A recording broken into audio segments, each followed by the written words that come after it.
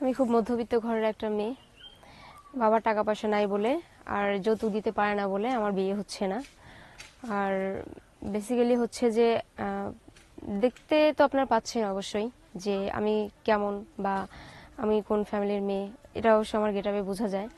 তো আমি আপনাদের কাছে এটাই বলতে চাচ্ছি যে যদি কোনো হৃদয়বান ব্যক্তি যদি আমাকে দেখে তার ভালো লাগে, যৌতুক ছাড়া যদি কেউ বিয়ে করতে পারেন, তাহলে অবশ্যই এখানে আমার সাথে যোগাযোগ করবেন।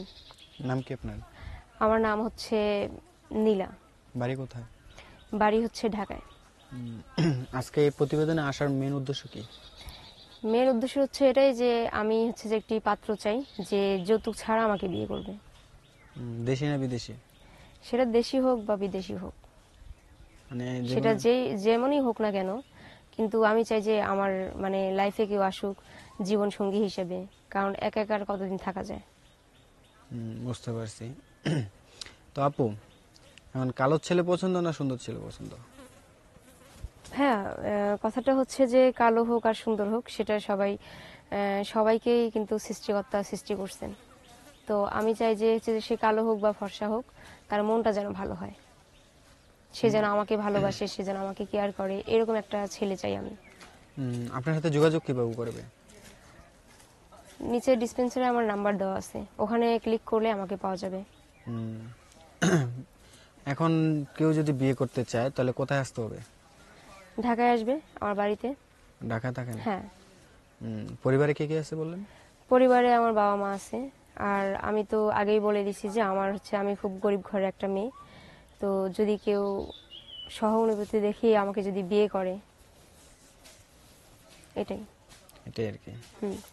তো মানে রিলেশন কোনো কিছু করছিলেন আগে না কখনো? না না, আমি কোনো রিলেশন করিনি, কারণ আমি তো গরিব ঘরের মেয়ে। আমাকে মানে অনেক জায়গা থেকে বিয়ে আসছে, বিয়ের প্রপোজাল আসছে, কিন্তু কথা হয় ঠিক আছে, পছন্দও করে, কিন্তু যে টাকার জন্য মানে যৌতুক যেটাকে বলে, তো যৌতুকের জন্য আর কি হয় না। বুঝতে পারছি। তো আপু, এখন তো যে মানে কিছু পেতে হলে কিছু দিতে হয়, এটা তো জানেন নাকি?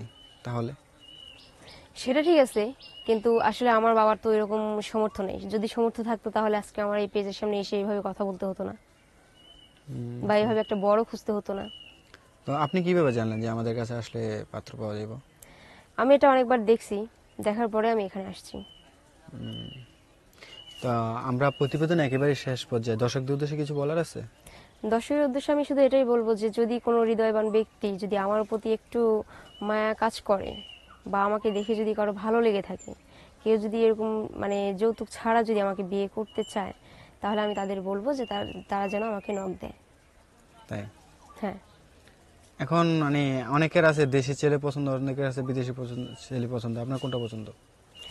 ভাই, আমার কোনো পছন্দ বলতে নেই, কারণ পছন্দ করলে তো হচ্ছে না। কারণ আমি যদি পছন্দ করতে যাই তাহলে এই যে যেটাকে আমি পছন্দ করি সেটা এত এত যৌতুক চাই, আর এত এত যৌতুক তো আমার বাবার দেওয়ার ক্ষমতা নেই।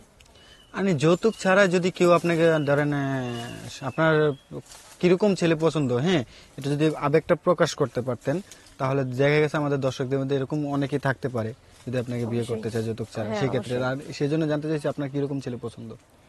হ্যাঁ, ছেলে ভালো হবে, নম্রভদ্র একটা ছেলে হবে, আর সে শুধু আমার প্রতি আসক্ত থাকবে। আপনার প্রতি আসক্ত থাকবে? হ্যাঁ। আর কোনো না? না না না না না। আপনার বয়স কত? আমার বয়স 19। 19? হুম। তো সেক্ষেত্রে ছেলের বয়স কতটুকু লাগবে? এই 23-24। 23-24 হলে হবে? হুম। আমার তো বয়স 25।